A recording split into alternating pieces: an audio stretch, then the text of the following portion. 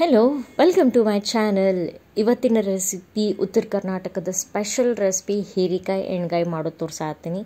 Almost ಎಲ್ಲರ ಮನೆಗೂ ಬದ್ನಿಕಾಯಿ ಎಣ್ಗಾಯಿ ಮಾಡಿರ್ತೀರಿ. ಇದು ಒಂದು ರೀತಿ ಚೇಂಜ್ ಅಂತ ಹೇಳ್ಬೋದು. Very interesting recipe. ಎಲ್ಲರೂ ಪ್ಲೀಸ್ ಫುಲ್ ವಿಡಿಯೋನ ನೋಡಿರಿ, ನಿಮಗೂ ರೆಸಿಪಿ ಹೆಂಗೆ ಮಾಡೋದು ಅಂತ ಅರ್ಥ ಆಗುತ್ತೆ. ಸೊ ನಾನು ಇಲ್ಲಿ ಫಸ್ಟ್ ಒಂದು 2 ಹೀರೆಕಾಯಿ ತೊಗೊಂಡಿನಿ. ಅದನ್ನು ನಡುನ 4 ಸ್ಲಿಟ್ ಮಾಡ್ಕೊಂಡಿನಿ. ಪೂರ್ತಿ ಸ್ಲಿಟ್ ಮಾಡಬೇಡ್ರಿ, ಯಾಕಂದ್ರೆ ಮಸಾಲ ತುಂಬುದೈತಿ. ಅಷ್ಟು ಮಾಡಿಕೊಂಡು 1 ಸ್ಪೂನ್ ಆಯಿಲ್ ಹಾಕಿ ಅದನ್ನು ಫ್ರೈ ಮಾಡಿ ಎತ್ತಿಟ್ಕೋಬೇಕು. ಇಲ್ಲಿ ನಾನು ಇಲ್ಲೇ ಗುರಳ್ ಪೌಡ್ರ್ ಹಾಕ್ಕೊಂಡಿನಿ. ನಿಮ್ಮ ಕ್ವಾಂಟಿಟಿ ನೋಡಿರಿ, ನೀವು ಹೀರೆಕಾಯಿ ಎಷ್ಟು ತೊಗೊಂಡಿರಿ ಅದ್ರ ಮೇಲೆ ಈ ಮಸಾಲ ಕ್ವಾಂಟಿಟಿನ ಹಾಕ್ಕೋಬೇಕಾಗ್ತದೆ. ಗುರಳ್ ಪೌಡ್ರ್, ಶೇಂಗಾ ಪೌಡ್ರ್, ಹಲ್ದಿ ಪೌಡ್ರ್ ಹಾಕ್ಕೊಂಡಿನಿ. ಆಮೇಲೆ ಕಚ್ ಖಾರದ ಪುಡಿ ಹಾಕ್ಕೊಂಡಿನಿ. ನಿಮ್ಗಿದು ಬೇಡ ಅಂದರೆ ಹಸಿಮೆಣ್ಸಿನ್ಕಾಯಿ ಪೇಸ್ಟ್ ಹಾಕ್ಕೋಬೋದು. ಆಮೇಲೆ ಶುಂಠಿ ಬೆಳ್ಳುಳ್ಳಿ ಪೇಸ್ಟನ್ನು ಹಾಕ್ಕೋಬೋದು. ಉಪ್ಪು ಹಾಕ್ಕೊಂಡಿನಿ, ಗರಂ ಮಸಾಲ ಹಾಕ್ಕೊಂಡಿನಿ. ಇದು ನೀವು ಸ್ಕಿಪ್ ಮಾಡ್ಕೋಬೋದು, ಇದೇನು ಅಷ್ಟು ಇದಿಲ್ಲ. ಬಟ್ ನಾನು ಒಂದು ಸ್ವಲ್ಪ ಟೇಸ್ಟ್ ಚೇಂಜ್ ಇರಲಿ ಅಂತ ಹಾಕ್ಕೊಂಡಿನಿ. ಒಂದು ಸ್ವಲ್ಪ ಬೆಲ್ಲ, ಒಂದು ಸ್ವಲ್ಪ ಜೀರಿಗೆ, ಆಮೇಲೆ ಇದು ಹುಣ್ಸೆಹಣ್ಣು ರಸ. ಇದನ್ನು ಹಾಕ್ಕೊಂಡು ನೀವು ಮಿಕ್ಸ್ ಮಾಡ್ಕೋಬೇಕಾಗ್ತೈತಿ. ಕೆಲವೊಬ್ರು ಇದಕ್ಕೆ ಆಯಿಲ್ ಹಾಕಿ ಮಿಕ್ಸ್ ಮಾಡ್ತಾರೆ, ಅಷ್ಟು ಬೇಡ ಅನ್ನಿಸ್ತದೆ ನನಗೆ. ಅಂದರೆ ಹಾಫ್ ಅದನ್ನು ಹಾಕ್ತಾರೆ. ಆದರೆ ನಾನು ಇಲ್ಲಿ ಪೂರ್ತಿ ಅದನ್ನು ಹಾಕಿ ಮಾಡ್ಕೊಂಡಿನಿ. ಇಲ್ಲಿ ನೋಡಿ, ನಾನು 1 ಸ್ಪೂನ್ ಆಯಿಲ್ ಹಾಕೀನಿ ಅಷ್ಟೆ. ಅಂದ್ರೆ ಅದು ಟೇಸ್ಟ್ ಬೇರೆನೇ ಬರುತ್ತೆ ನೀವು ಆಯಿಲ್ ಹಾಕಿ ಮಿಕ್ಸ್ ಮಾಡೋದ್ರಿಂದ. ಇದನ್ನು ಹಾಕ್ಕೊಂಡು ಇದಕ್ಕೆ ತುಂಬ್ಕೋಬೇಕು. ಯಾರೆಲ್ಲ ವಿಡಿಯೋ ಫಸ್ಟ್ ಟೈಮ್ ನೋಡತ್ತೀರಿ ಪ್ಲೀಸ್ ಲೈಕ್ ಮಾಡಿರಿ, ಸಬ್ಸ್ಕ್ರೈಬ್ ಮಾಡಿರಿ. ಆಮೇಲೆ ನಿಮ್ಮ ಫ್ಯಾಮಿಲಿ ಫ್ರೆಂಡ್ಸಿಗೆಲ್ಲ ಶೇರ್ ಮಾಡ್ಕೋಬೋದು. ನಾ ಮಾಡುವಂಥ ವೀಡಿಯೋಸಲ್ಲಿ ನಿಮ್ಗೆ ಏನಾದರೂ ಡೌಟ್ಸ್ ಇದ್ದರೆ ಪ್ಲೀಸ್ ಕಮೆಂಟ್ ಮಾಡಿ ಹೇಳಿರಿ. ನಾನು ನಿಮಗೆ ಹೇಳ್ತೀನಿ ಹೆಂಗೆ ಮಾಡೋದು, ಅಥವಾ ಏನಾದರೂ ಸೊಲ್ಯೂಷನ್ ಹೇಳ್ತೀನಿ. ನೋಡಿರಿ, ನಾನು ಇಲ್ಲಿ ಹೆಂಗೆ ತುಂಬೋದು ತೋರಿಸತ್ತೀನಿ. ಈ ರೀತಿ ಫಿಲ್ ಮಾಡ್ಕೋಬೇಕು. ಎಲ್ಲ ಹೀರೆಕಾಯಿ ಒಳಗೂ ಪೀಸಸ್ನಾಗೂ ನೀವು ಫಿಲ್ ಮಾಡ್ಕೋಬೇಕು. ನಿಮಗೆ ಒಂದು ಸ್ವಲ್ಪ ಮಸಾಲ ಗಟ್ಟಿ ಅನ್ನಿಸ್ತದೆ, ಒಂದು ಸ್ವಲ್ಪ ಲಿಕ್ವಿಡ್ ಮಾಡ್ಕೊರಿ. ಇನ್ನೊಂದು ಸ್ವಲ್ಪ ಹುಣ್ಸೆಹಣ್ಣು ರಸ ಹಾಕ್ಕೊಂಡು ಮಿಕ್ಸ್ ಮಾಡಿಕೊಂಡ್ರೆ ಅಷ್ಟು ಸಾಕಾಗುತ್ತೆ. ನೋಡಿರಿ, ಇದು ಕಂಪ್ಲೀಟಾಗಿ ಎಲ್ಲನೂ ನಾನು ಫಿಲ್ ಮಾಡಿಕೊಂಡೆ. ಈಗ ಒಗ್ಗರಣೆ ಹಾಕೋ ಟೈಮ್.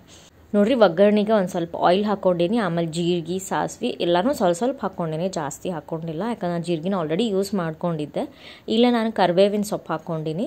ಅದಾದಮೇಲೆ ಒಂದು ಸ್ವಲ್ಪ ಮೀಡಿಯಮ್ ಸೈಜಿಗೆ ಕಟ್ ಮಾಡ್ಕೊಂಡಿದ್ದು ಒಂದು ಆನಿಯನ್ ಹಾಕ್ಕೊಂಡ್ರೆ ಸಾಕಾಗುತ್ತೆ. ಇದನ್ನು ಒಂದು ಸ್ವಲ್ಪ ಸಾಫ್ಟ್ ಆಗೋವರೆಗೂ ನೀವು ನೀಟಾಗಿ ಕೈ ಆಡಿಸ್ಕೊರಿ ಅಂತ ಹೇಳ್ಬೋದು. ಅದಾದಮೇಲೆ ಇಲ್ಲಿ ನಾನು ಏನು ರೆಡಿ ಮಾಡ್ಕೊಂಡು ಇಟ್ಕೊಂಡಿರ್ತೀವಲ್ಲ ಮಸಾಲ ತುಂಬ್ಕೊಂಡು ಹೀರೆಕಾಯಿನ, ಅದನ್ನೆಲ್ಲನೂ ಇದಕ್ಕೆ ಹಾಕ್ಕೊಳತ್ತೀನಿ.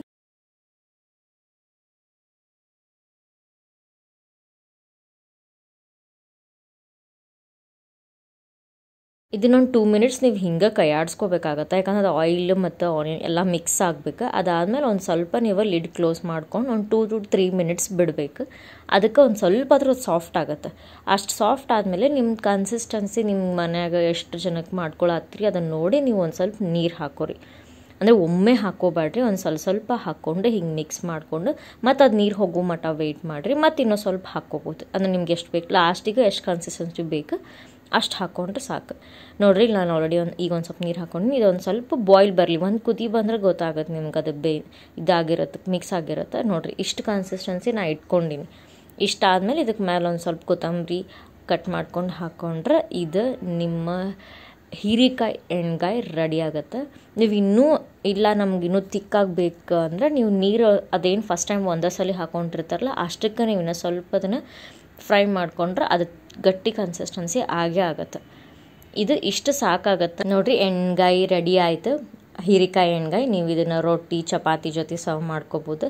ಇಲ್ಲಾಂದರೆ ರೈಸ್ ಜೊತೆನೂ, ಬಿಸಿ ಬಿಸಿ ರೈಸ್ ಜೊತೆನೂ ಇದು ಟೇಸ್ಟ್ ಆಗುತ್ತೆ. ಅದ್ರ ಜೊತೆ ಸರ್ವ್ ಮಾಡ್ಕೊರಿ. Thank you. See you in the next vlog.